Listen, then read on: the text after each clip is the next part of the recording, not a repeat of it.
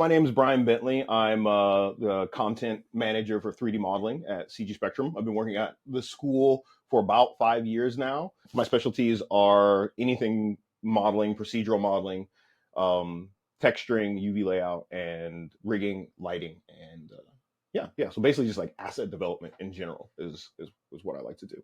Before I was working at another school called Savannah College of Art and Design here in Hong Kong. So before I was doing that, I worked for ILM in Singapore. Some of the bigger movies we worked on were Pirates of the Caribbean, first Avengers film, Rango, which won the Oscar for Best Animated Film that year, I believe, as well as all the Pirates of the Caribbean, Star Wars, so I did all that stuff. So that was an amazing journey. Like I was that kid that was like up at like 5 o'clock in the morning watching Saturday morning cartoons, and pretty much I think that's where most of it came from. Like there was just something about any kind of animation. Like I didn't know what it was, and because I was so young, you don't really know what it is. You know what you're seeing, but you know it's not a person, but you don't really know how it works. But it just kind of turns on something in your brain.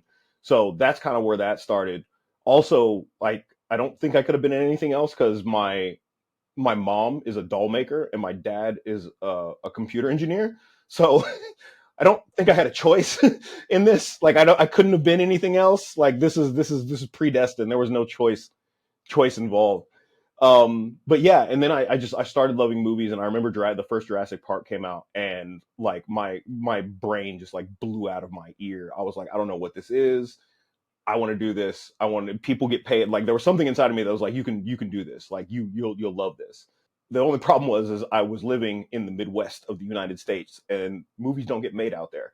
So I kind of worked and worked and worked, and I was kind of self-taught. I have a bachelor's in science and computer graphic technology from Purdue University, and I have a master's in fine art with a specialization in animation from Savannah College of Art and Design. I went to Purdue. I had computer graphic technology, and like it was a very general education. Like it was a little bit of Photoshop, a little bit of HTML. I'm that old. A little bit of HTML, a little bit of motion graphics, but nothing really solid. Like there was nothing that was focused. So I ended up getting a scholarship to Savannah College of Art and Design for animation, and that's when everything just kind of like took off. Like if it weren't for that scholarship, like I probably wouldn't be here where I am today. I went to Savannah, and then like my kind of big break is I got an internship at Jim Henson Company. So basically the original owner of the Muppets. I think I sent out like 200 or 300 resumes and demo reels over the span of like 3 months. I was shotgunning it. Like anything I was like anything remotely in the space.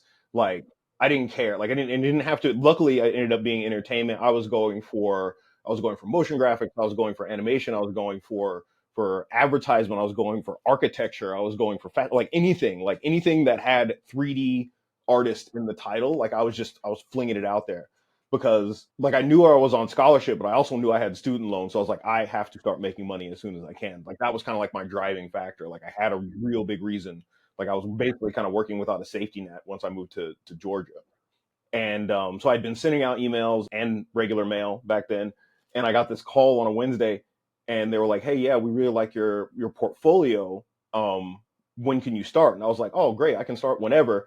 And they're like, "Cool, we'll see you like next week on Monday." And at this point, I lived in Savannah, Georgia, and I didn't have the heart to say I don't live in LA, so I just moved from Georgia to LA over like a weekend. I slept on my friend's couch for like 2 months. I like paid him like $200 in rent, and then everything snowballed from there. From there, I got my job at Rhythm and Hughes, and then Rhythm and Hughes led to ILM. ILM led to SCAD, and SCAD is now over, and now I'm here. So it's an interesting ride. It's where I kind of sit in like a strange space because of the education thing, and because I wasn't like born in the fires of Hollywood. Like I have a very kind of practical approach to it. It's like I just love graphics. Like whether it's to entertain, educate, or inform, like as long as it's moving and it's pretty and it's designed well, whether it's a character or like motion graphics, I'm in. Like so, if I would have ended up in like architectural visualization, I probably would be pretty happy. If I ended up in fascial visualization, I'm probably pretty happy because all of those just they're just making beautiful images with ones and zeros, and I find that really really cool. Oddly, Alvin and the Chipmunks was my first movie ever. It was the first movie I ever worked on. it was funny because this is when I was at Rhythm and Hughes. It was the first time I'd ever worked in a studio. It was the first time I'd ever done like cloth simulation at that scale, like character simulation at that scale. And my first movie was Alvin and the Chipmunks, and like I was telling my parents, I was also working on Golden Compass at that time. And so we were kind of working on them at the same time, and we were like, "Oh my God, Golden Compass is going to be amazing! It's going to like kill everything." And Alvin and the Chipmunks crushed the weekend it came out, absolutely decimated the box office, and we were like, "What is going like we're so out of touch in the trench." But yeah, so like Alvin and the Chipmunks was like my first big movie. It's the first time I'd ever seen my name in the credits, which was insane. I had to look like a crazy person, like a 20 something dude just screaming at the end of Alvin and the Chipmunks by himself in a movie theater. Like, that's not a good look. Um, but yeah, so then that was a big one. Obviously, getting your first gig is a big one, especially for something like Jim Henson, like something like a household name. And then going to ILM was another kind of like big watershed moment, like because like Jurassic Park was the thing that first pushed me to individual effects, and now I'm working at the place that made Jurassic Park. It was kind of surreal, especially when you walk past like the T-Rex armature, like on your way to the bathroom, and then you walk past like the ILM optical printer on your way back to your desk. It's really surreal. Day in the life of the modeling artist, it's pretty much the same as day in the life of any artist, especially when you're working in the studio. Now, if you're freelancing, your day might be a little bit different, but generally you come in and you have dailies. So you come in, you get your coffee, you go to the bathroom, you sit down, you log in, whatever, and then you go to dailies or morninglies, if some places call them. So you go in, if you had any work that you sent out to be rendered or out to be reviewed, it got reviewed overnight, especially if you work overseas, and then you get your notes from your production coordinator, and you also take notes while you're in dailies. And that's one of the things I see that students just don't do anymore, is take notes. Because yeah, your production coordinator might know what they're talking about, but production coordinators may or may not be also CG artists. Like, they just might be very, very good logistics officers, so they could write down what the director's saying, but they might not know it. So it is on you to, take those notes, right? So that's like basically the first thing you do. And then generally you just go back to your desk and you work till lunch, and then you go out to lunch, and you usually right after lunch you have dailies or afternoonlies. So you'll have, another round, and then you'll work on that round, and you'll go home. And that's pretty much what art is. It's just review, revise, repeat, it's just that over and over and over and over again. And it's really not talent that makes good work, especially in a large studio. It's how many times can you get review, can you iterate on that review, and can you get it reviewed again. The more times you can go around that loop, the better the product is going to be in general. There's a lot of doom right now. Like, everybody's this, that, and the other. But then once again, you have to look at the context in which a lot of these people are saying, especially like the very big AI proponents are like, "Oh, this is going to end Hollywood. This is going to end this. This is going to end that."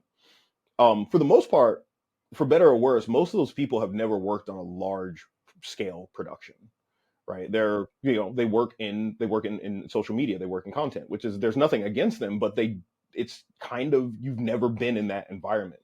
You don't know how many reviews things go through, like hundreds, thousands of reviews for every aspect of every piece of every CG thing ever in a movie. That's why we ended up going from miniatures to CG. Like, there was a lot of this discussion when things swapped over from stop motion to computer graphics. They're like, "Oh, this, our industry is in ruin," and blah blah blah. Turns out you can directly take those skills from stop motion and apply them to computer graphics. It's just another tool. I feel like that's what's going to happen to AI. It's just going to be another tool that is at your disposal. It's not going to replace your job. It might make your job better. It might make it a little bit more frustrating, but like, where the technology is now, like, I wouldn't even, like, for hundreds of years there's not going to be like general AGI, like basically an AGI that's as competent as a human. That's not going to happen in our lifetime. So I'm not really worried about that. But that goes back to what I was saying before. Like, if you learn theory and you learn concept, and you don't become a button masher, and you don't think everything is easy, and you're okay with, being a little uncomfortable because it's kind of hard and you don't know how to do it. If you're okay with those things, you can pretty much weather any storm, because it makes you you can bend, but you won't break. It makes you unbrittle, and it makes you unbeholden to any one software, because softwares come and go, techniques come and go. Math is always the same. Technique is always the same. Speed is always the same. The best advice I would give to anyone who's going into digital art, whether it be modeling, animation, texturing, or whatever, is learn the hard stuff. Like really, really learn the hard stuff. Learn your math. Like, and when I say learn math, I don't mean like shuffling numbers around. I mean like, oh, if this color is added to that color, what is it going to look like, right? If this point is multiplied by that matrix, what is it going to look like? Like that type of math, where you don't have to know the like ones and zeros of it. That's what the computer is for. You need to know, the meaning behind it. And actually, in Oppenheimer, there's a great line about that, when Oppenheimer's like, well, I'm not that good at math, and he was like, well, math is like music. Like, you might not be able to read the sheet music, but you can still appreciate the melody, and that's beautiful. Like, it's amazing. That's exactly how I feel about mathematics. And yeah, learn the hard stuff, right? It's always going to be difficult. Like, you're always going to be problem solving, so get it out of the way. Like, get all the hard stuff out of the way so you can start having fun. Probably lastly is just like, don't compare yourself to other people. Like, really just compare yourself to who you were yesterday. Like, if you're 1% better, if you're any percent better today than you were yesterday, you're on a good track, because everybody moves at different speeds.